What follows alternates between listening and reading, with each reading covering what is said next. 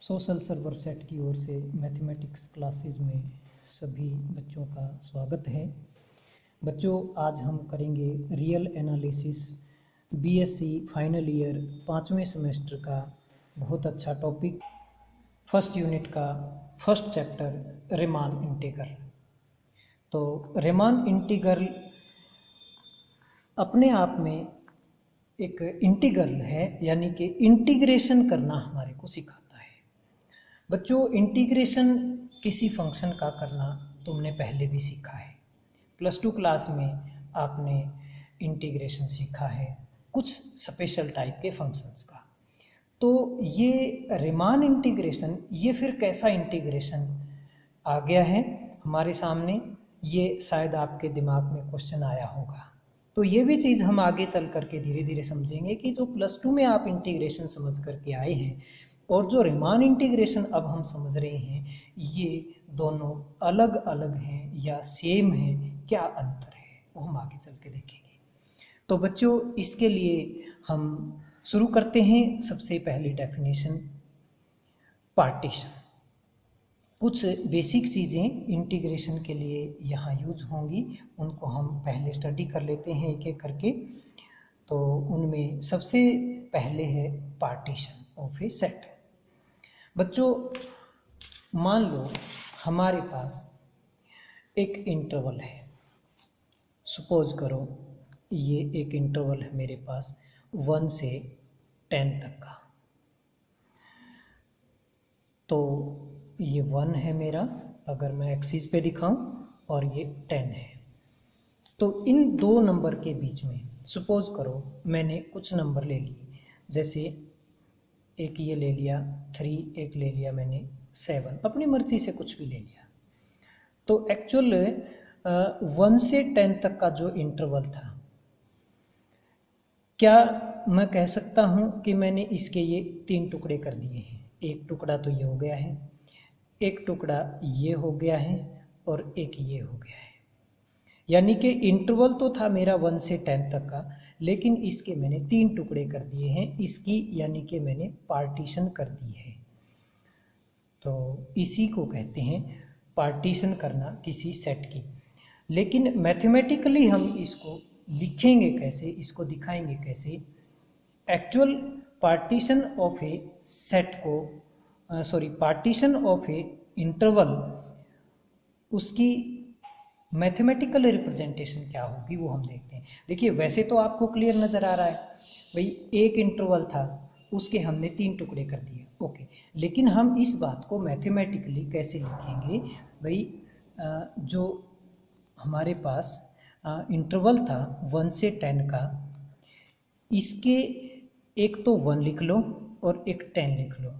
ये एक सेट की फॉर्म में मैं लिखूंगा, 1 और 10 फर्स्ट और लास्ट लिखा, और बीच में जो नंबर आपने लिए हैं 3 और 7, ये। तो हम कहेंगे this is the partition of this interval, this set is the partition of this interval. यानी कि इंटरवल की पार्टीशन को एज ए हमने सेट यहाँ शो किया है। तो सपोज इसको हम कैपिटल P से रिप्रेजेंट कर लेते हैं।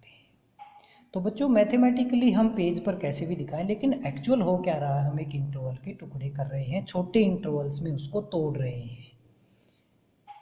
अब इस इंटरवल की पार्टीशन को यही ज़रूरी थोड़ी है, इसको हम अन्य तरीके से भी तोड़ सकते थे। जैसे 1 से 10 है मेरा इंटरवल, इसके बीच में मैंने 2 ले लिया, 3 ले लिया, 4 ले लिया, 5 ले लिया, 6, एक मैंने 8 ले लिया। तो अब मेरी नई पार्टीशन बन गई। इसमें कौन कौन होंगे, 1, 2, 3, 4, 5, 6, 8 और 10, ये। तो इस तरह से मैं एक इंटरवल की कितनी पार्टीशन लिख सकता हूँ, बहुत सारी लिख सकता हूँ। इनफाइनाइट मैंने पार्टीशन बना सकते हैं भाई। इसके अंदर आप और ले लो, पॉइंट्स और डाल दो, तो ये सेट और बढ़ जाएगा। तो इस तरह से आप किसी भी इंटरवल की इनफाइनाइट नंबर ऑफ पार्टीशंस कर सकते हैं। चलिए, अब हम चलते हैं अगली डेफिनेशन पर, नॉर्म ऑफ ए पार्टीशन। चलिए, यही एग्जाम्पल मैं कैरी फॉरवर्ड करता हूँ। बच्चों, मान लो इस इंटरवल की मैंने ये पार्टीशन ली, और इस पार्टीशन को सपोज मैंने P1 नाम से रिप्रेजेंट कर लिया, ओके। अब इसके मैंने एक इंटरवल के 3 टुकड़े कर रखे हैं 1 से 3 तक। तो इस इंटरवल की लेंथ बता सकते हो कितनी होगी? इस सब इंटरवल की 3 में से 1 घटाओ, इस सब इंटरवल की लेंथ कितनी है? 2। इस सब इंटरवल की लेंथ कितनी है? 7 में से 3 घटाओ, कितना आया? 7 में से 3 घटाओगे 4। इस सब इंटरवल की लेंथ कितनी है? 10 में से 7 घटाओ 3। ओके, तो इन सभी सब इंटरवल्स की अलग अलग लेंथ है। तो उनमें सबसे बड़ी लेंथ किसकी है? इस इंटरवल की है। कितनी? 4। ओके, तो जो ये नंबर आया है मेरे पास 4, इस 4 को मैं क्या कहूँगा? This is the norm of this partition. This 4 is the norm of this partition. यानी कि सब पार्टीशन क्या करेगी? सब इंटरवल बनाएगी, सब इंटरवल्स की अपनी अपनी लेंथ होगी। तो जो सबसे ज़्यादा लेंथ होगी वो कहलाएगी उस पार्टीशन की नॉर्म। सब इंटरवल्स में सबसे बड़ी लेंथ कितनी है? That will be called the norm of that partition. ठीक ऐसे ही आप अगर ये पार्टीशन लेंगे तो इस पार्टीशन की नॉर्म भी आप बता सकते हैं। भाई इस सब इंटरवल की लेंथ कितनी है? 1 मेरा, सॉरी ये मैंने चेंज कर दिया, ये यहाँ से ले लो। 2 में से 1 घटाओ 1, 3 में से 2 घटाया 1, 4 में से 3 घटाया 1, 5 में से 4 घटाया 1, 6 में से 5 घटाया 1, 8 में से 6 घटाया 2, 10 में से 8 घटाया 2। तो ये क्या आ गई मेरी? इस पार्टीशन से जो सब इंटरवल बने हैं उनकी लेंथ आ गई है हर किसी की। तो सबसे बड़ी लेंथ कितनी है? 2 है, चाहे इसकी ले लो या इसकी ले लो। तो इसलिए मैं कहूँगा norm of this partition, suppose ये P2 पार्टीशन है मेरी, तो P2 पार्टीशन की नॉर्म, और नॉर्म का सिंबल बच्चों ये होगा। नॉर्म ऑफ दिस पार्टीशन कितनी होगी? 2। तो इसकी भी नॉर्म, P1 की नॉर्म कितनी होगी? P1 की नॉर्म हमने सबसे बड़ी लेंथ यहाँ निकाली थी 4। तो इसको नॉर्म कहो या इसका दूसरा नेम क्या है? Mesh of a partition. तो P1 पार्टीशन की मैश यानी कि नॉर्म 4, ऐसे ही P2 पार्टीशन की नॉर्म 2। हर किसी पार्टीशन की नॉर्म इस तरह से निकाली जा सकती है। अगली डेफिनेशन है बच्चों refinement of a partition. Refinement of a partition, भाई मेरे पास सपोज ये पार्टीशन है P1 पार्टीशन, में वही ले रहा हूँ पिछली ही सेम 1, 3, 7 और 10। कौन सा इंटरवल था? 1 से 10 तक का इंटरवल था मेरा, सपोज I इंटरवल है। अब इस पार्टीशन ने क्या किया है? एक्चुअल 1 से 10 तक का जो इंटरवल था इसके 3 टुकड़े किए हैं, 1 से 3 तक, फिर 3 से 7 तक, और फिर 7 से 10 तक। ओके, अब मैं अगर इन 3 टुकड़ों को तो एज इट इज रखूं, मतलब ये 1, 3, 7 और 10, 1, 3, 7, 10 ये तो मैं एज इट इज रखूं, इनमें कुछ नंबर और डाल दो, ये नहीं निकालने, इनमें से कोई मिस नहीं करना है, इनके अंदर कुछ और डाल दो। जैसे मान लो यहाँ से मैंने 2 और ले लिया, यहाँ से मैंने 4 ले लिया, यहाँ से मान लो मैंने 8 ले लिया। तो अब मेरी पार्टीशन क्या बन गई है? नई पार्टीशन एक्चुअल वो ये एक टुकड़ा बन गया, एक ये टुकड़ा बन गया, फिर एक ये बन गया, फिर एक यहाँ से यहाँ तक बन गया, एक यहाँ से यहाँ तक बन गया, फिर यहाँ से यहाँ तक बन गया है। तो यानी कि मैथमेटिकली दिखाओगे तो पार्टीशन क्या बनी मेरी? 1, 2, 3, 4, 7, 8 और 10। तो ये मेरी नई पार्टीशन आ गई है। तो आप सेट के नज़रिए से देखो इसको, P1 पार्टीशन का सुपर सेट है P2। P1 जो सेट है इसका सुपर सेट है P2। सुपर सेट किसको कहते हैं? ये जो एलिमेंट है वो तो है ही है इसके अंदर, इनमें से कोई मिस नहीं किया है। तो अगर ऐसा है तो हम कहेंगे P2 partition is the refinement of P1 partition. समझ आया सभी को? भाई P2 पार्टीशन रिफाइनमेंट है P1 की। क्यों? एक्चुअल देखा जाए तो रिफाइन ही तो हो रहा है। ये जो इंटरवल था इसके पहले 3 टुकड़े हुए थे, अब हमने और ज़्यादा टुकड़े कर दिए, पहले वाले टुकड़ों की हेल्प से ही और आगे टुकड़े किए हैं, है ना, उन्हीं टुकड़ों को और टुकड़ों में तोड़ दिया। इसलिए इसको हम क्या कहेंगे? P2 is the refinement of P1। तो अगर मैं नॉर्म की यहाँ बात करूँ तो P1 की नॉर्म कितनी थी? P1 की नॉर्म जो है वो मेरी 4 थी। अगर मैं P2 की नॉर्म देखूंगा तो कितनी आएगी? P2 की नॉर्म भाई 2 में से 1 जाएगा 1, 3 में से 2 गया 1, 4 में से 3 गया 1, 8 में 7 गया या 7 में से 4 गया 3, 8 में से 7 जाएगा 1, 10 में से 8 जाएगा 2, तो सबसे बड़ा नंबर क्या आया? 3। तो P2 की नॉर्म कितनी है? 3। तो P1 की नॉर्म 4 थी, P2 की नॉर्म 3 बन गई है। तो इसका मतलब ये हुआ कि अगर आप किसी पार्टीशन को रिफाइन करोगे, एक पार्टीशन से उसको रिफाइन करोगे तो उसकी नॉर्म जो है वो घट सकती है। हाँ, सेम भी रह सकती है लेकिन बढ़ेगी नहीं, बस ये बात ध्यान रखना। नॉर्म पार्टीशन करने से नॉर्म हमेशा घटने की उम्मीद होती है।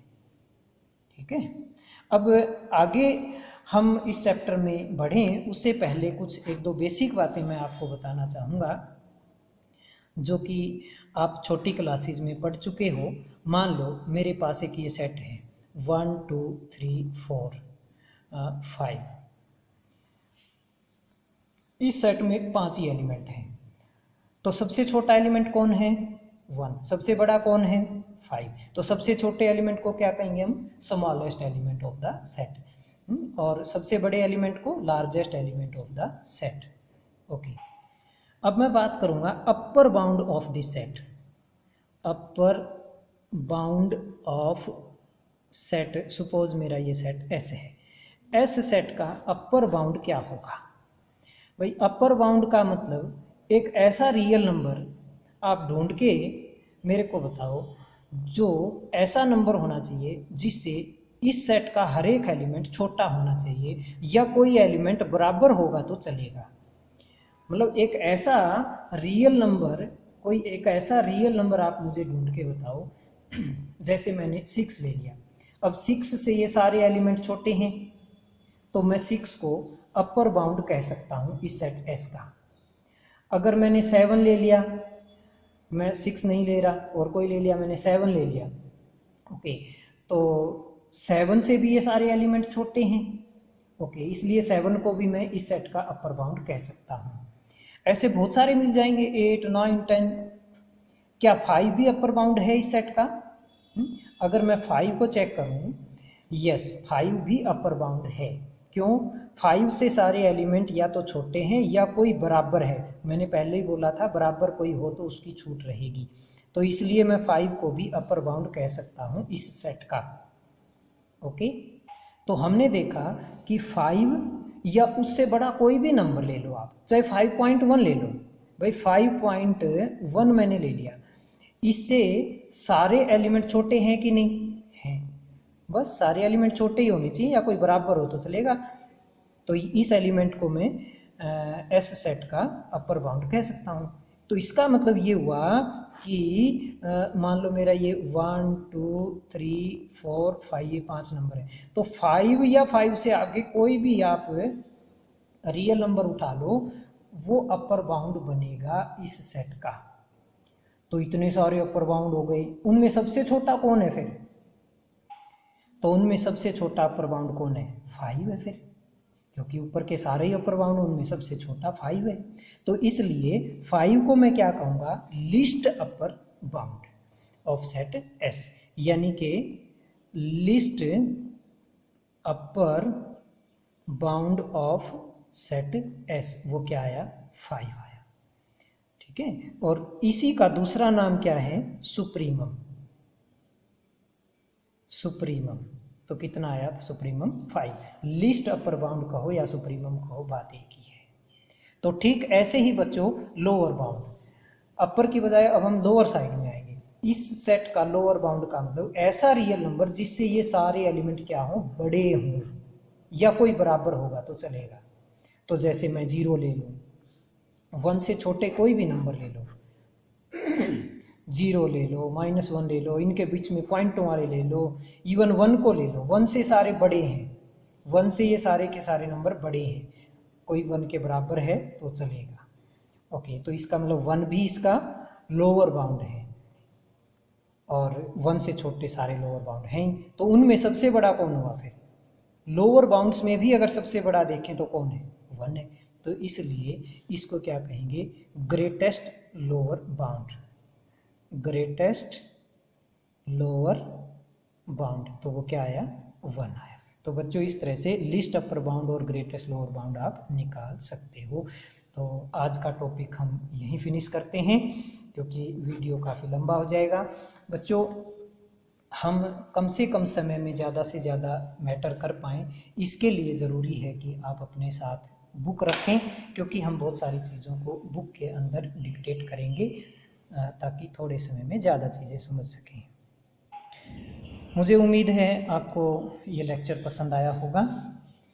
तो आप कृपया इस चैनल को सब्सक्राइब भी कर लें और अपने दोस्तों के साथ शेयर भी करें ताकि ज़्यादा से ज़्यादा विद्यार्थी इस लॉकडाउन के समय में फ़ायदा उठा सकें। धन्यवाद।